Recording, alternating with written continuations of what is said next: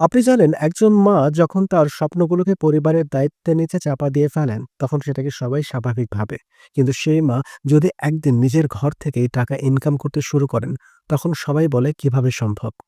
এই গল্পটা একটা বাস্তব মায়ের, যিনি ছোট বাচ্চাকে সময় দিতে গিয়ে চাকরির ইচ্ছে ত্যাগ করেছিলেন। ফেসবুকে স্ক্রল করতে করতে হঠাৎ একদিন চোখে পড়ে ঘরে বসে ফ্যাশন পণ্য বিক্রির সুযোগ। সেখান থেকেই শুরু। একটা মাত্র পেজ খুলে প্রথম দিকে 2 থেকে 3টা শাড়ি পোস্ট করতেন, ছবি তুলতেন নিজেই, কাস্টমারের সাথে কথা বলতেন মেসেঞ্জারে। হ্যাঁ, শুরুটা খুব সহজ ছিল না।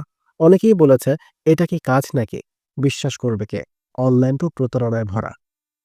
কিন্তু আপনি জানেন, সবার না বলা কথা থেকেই উঠে আসে সবচেয়ে বড় হ্যাঁ। উনি প্রতিদিন কিছু না কিছু শিখতে থাকলেন।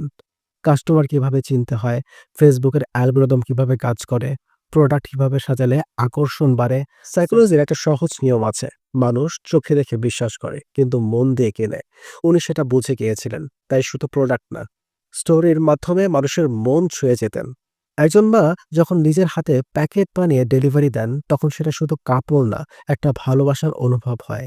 আর এখানে ছিল তার সাফল্যের রহস্য। আজ আপনি যাকে একটা সাধারণ হাউসওয়াইফ ভাবতেন, তিনি এখন প্রতি মাসে লাখ টাকার অর্ডার নেন। নিজের একটা ছোট্ট টিম আছে, নিজের ছেলের পড়াশোনার খরচ নিজেই চালান। আর সবচেয়ে বড় কথা, তিনি কারো বোঝা নন, বরং প্রেরণা। আপনি যদি আজ নিজের মধ্যে লুকিয়ে থাকা সেই ক্ষমতাবান মানুষটিকে জাগাতে চান, তাহলে আর দেরি করবেন না। শুরুটা ছোট হোক, ভুল হোক, ধীর হোক, তবুও শুরু করুন। কারণ টাকা ইনকাম না, মূল কথা হলো নিজের সম্ভাবনাকে বিশ্বাস করা।